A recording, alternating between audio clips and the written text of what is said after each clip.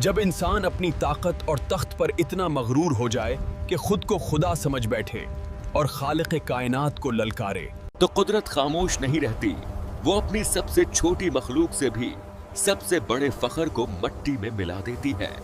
یہ کہانی ہے نمرود کی، جو بابل کی عظیم سلطنت کا بے تاج بادشاہ تھا۔ اس کا شہر سونے، چاندی اور بے پناہ شان و شوکت سے چمکتا تھا۔ جب وہ اپنے تخت پر بیٹھتا تو ہزاروں غلام، فوجی سالار اور وزیر اس کے سامنے سجدے میں گر جاتے تھے۔ میں خدا ہوں، زندگی میں دیتا ہوں اور موت بھی میں ہی لیتا ہوں۔ ایک دن نمرود کے دربار میں اس کا سب سے بڑا نجومی آزر حاضر ہوا۔ اے بادشاہ، میں نے دیکھا ہے کہ جلد ہی ایک مرد پیدا ہوگا جو آپ کے دین کو باطل کر دے گا۔ میں حکم دیتا ہوں کہ جاؤ سب لوگوں کو بتا دو کہ میری سلطنت میں کوئی مرد اپنی عورت کے قریب نہ جائے۔ مگر اللہ کا فیصلہ اٹل تھا۔ اسی دوران حضرت ابراہیم علیہ السلام کی والدہ حاملہ ہوئیں۔ حمل کو چھپانا ناممکن ہوتا جا رہا تھا، اس لیے جب ولادت کا وقت قریب آیا تو وہ ایک غار میں چلی گئیں۔ وہیں رب کے حکم سے نبی کی ولادت ہوئی۔ ماں نے کلیجے پر پتھر رکھ کر ننھے ابراہیم کو ایک کپڑے میں لپیٹ کر وہیں چھوڑ دیا۔ غار کا منہ ایک بھاری پتھر سے بند کیا اور خاموشی سے واپس روانہ ہوئی تاکہ کسی کو معلوم نہ ہو۔ غار کے اس سناٹے میں اللہ نے ننھے ابراہیم کے لیے ان کے انگوٹھے سے دودھ جاری کر دیا۔ وہ 13 سال تک اسی غار میں رہے۔ ایک روز ان کی والدہ انہیں اپنے گھر واپس لے آئی۔ اب وہ 13 سال کا ہو چکا تھا۔ جب آزر گھر آیا اور اس نے ابراہیم کو دیکھا تو پوچھا، یہ کون ہے جو اس سلطنت میں زندہ بچ گیا؟ یہ کون ہے اور کیسے بچ گیا؟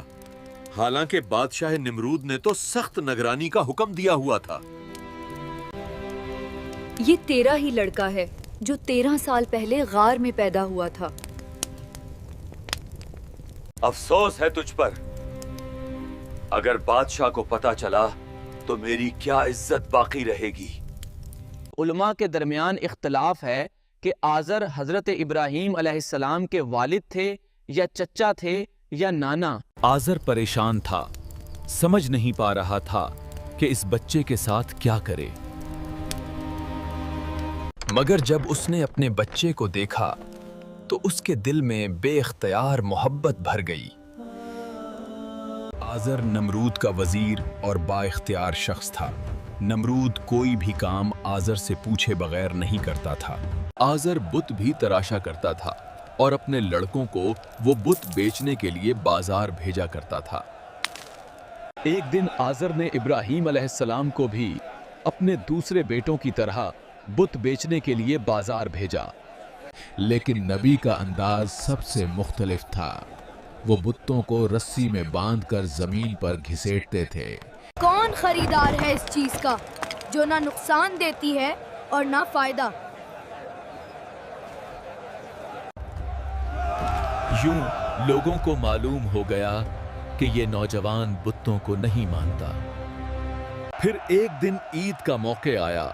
نمرود اور تمام اہل شہر عبادت گاہ کی طرف روانہ ہوئے، اور حضرت ابراہیم علیہ السلام کو بت خانے کی نگرانی ذمہ لگا دی گئی۔ یہ وہی لمحہ تھا جس کا نبی کو انتظار تھا۔ وہ ایک بہت بڑا کلہاڑا لے کر بت خانے میں داخل ہوئے اور ایک بڑے بت کے سوا سب کو ٹکڑے ٹکڑے کر دیا۔ پھر کلہاڑا اسی بڑے بت کے کندھے پر رکھ دیا۔ جب نمرود اور لوگ واپس آئے تو اپنے خداؤں کو اس حال میں دیکھ کر غصے سے پاگل ہو گئے۔ یہ کس کی حرکت ہے؟ بت خانے کا یہ حال کس نے کیا؟ وہ زندہ نہیں بچے گا۔ ہمیں یقین ہے کہ یہ ابراہیم کا کام ہے۔ وہ بتوں کو نہیں مانتا۔ تم نے ایسا کیوں کیا؟ کیا تجھے میرا ڈر بھی نہیں تھا؟ कुल्हाड़ा बड़े बुत के कंधे पर है। मुझे लगता है उसी ने छोटे बत्तों को तोड़ा है। क्या तुम्हें मालूम नहीं कि ये बुत तो पत्थर के बने हैं? ये न बोल सकते हैं और न हरकत कर सकते हैं। तो फिर इस बड़े बुत से ये पूछो कि उसने बाकी बत्तों को टूटने से बचाया क्यों नहीं? तुम पागल हो क्या? वो बुत देख नहीं सकते और ना एक दूसरे को टूटने से बचा सकते हैं।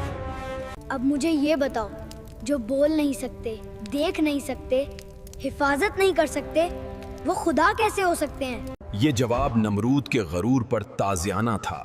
वो गुमसम रह गया, समझ नहीं पा रहा था कि क्या जवाब दे। फिर नमरूद ने सिपाहियों को हुक्म दिया कि एक बहुत बड़ी आग जलाई जाए।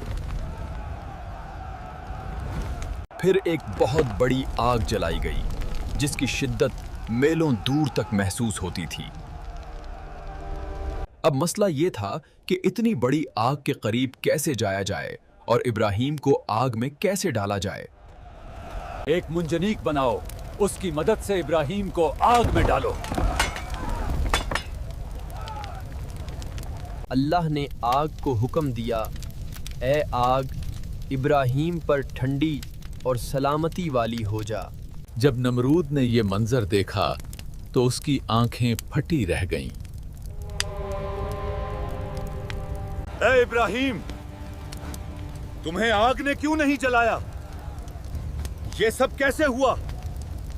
नबी ने फरमाया, ये मेरे परवरदिगार की कुदरत है, जिसके लिए कुछ भी मुश्किल नहीं। वक्त गुजरता गया, मगर नमरूद ने फिर भी अल्लाह पर ईमान ना लाया, बल्कि खुद को खुदा समझता रहा। एक दिन नमरूद ने हजरत इब्राहीम अलैहिस्सलाम से पूछा, तुम्हारा खुदा कौन है? नबी ने फरमाया, मेरा रब वो है जो जिंदा करता है और मौत देता है। ए इब्राहीम, ये काम तो मैं भी कर सकता हूँ, फिर मुझे खुदा क्यों नहीं मानते? नमरूद का हुक्म है कि एक कैदी को मौत और दूसरे को आजाद किया जाए। ए इब्राहीम, देखा, मैंने एक को मार दिया और दूसरे को जिंदगी दे दी।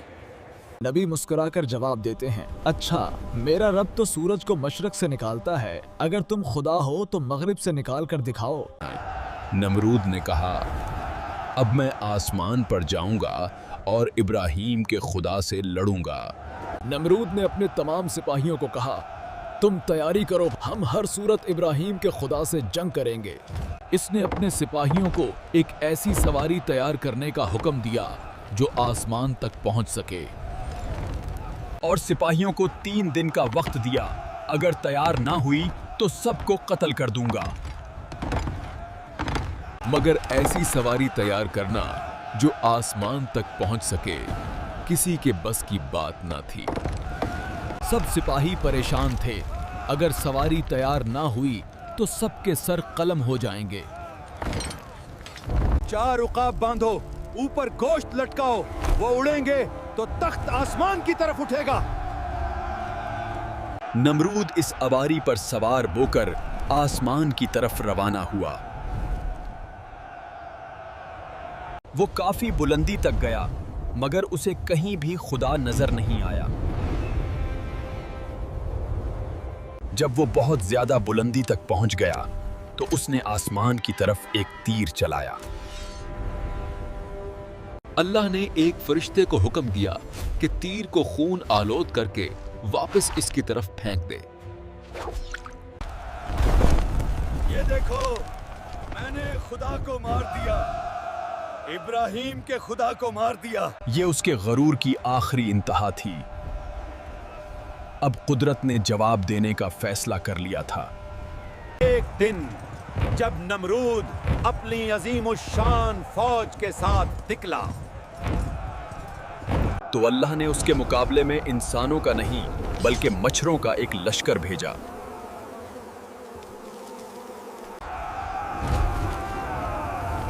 हम इन मच्छरों के साथ हमला कैसे करें? सब लोग भागते हैं और नमरूद भी अपने महल की तरफ भागता है। नमरूद महल में तो पहुंच गया, लेकिन एक मच्छर ने उसका पीछा नहीं छोड़ा। तुम्हें क्या हो गया? मेरा पीछा क्यों नहीं छोड़ रहे? और फिर अचानक वो मच्छर उसके नाक के सुराख से अंदर घुस गया। थोड़ी देर बाद उसे एक अजीब सा एहसास हुआ, जैसे किसी ने उसके सर के अंदर हथौड़ा मारा हो। मच्छर उसके दिमाग के अंदर गूंजता, फड़फड़ाता और हर लम्हा एक नई अजियत देता। नमरूद महल में दीवानावार भागता, दीवार से टकराता, फर्श पर गिरता। मेरे सर पर जूता मारो, जोर से मारो।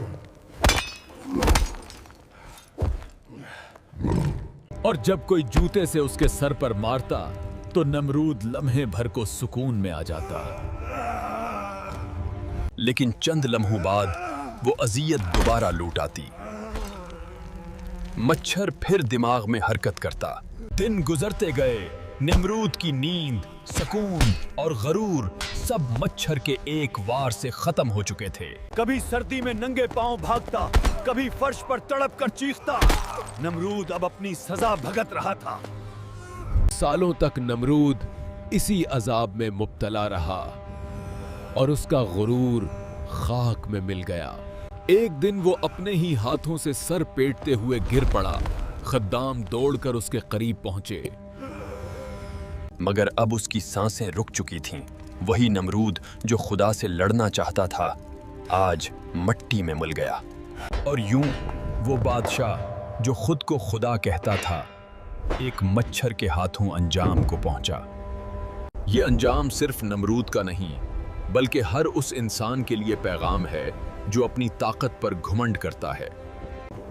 इससे ये साबित हुआ कि गुरूर को मिटाने के लिए कभी-कभी एक मच्छर ही काफी होता है।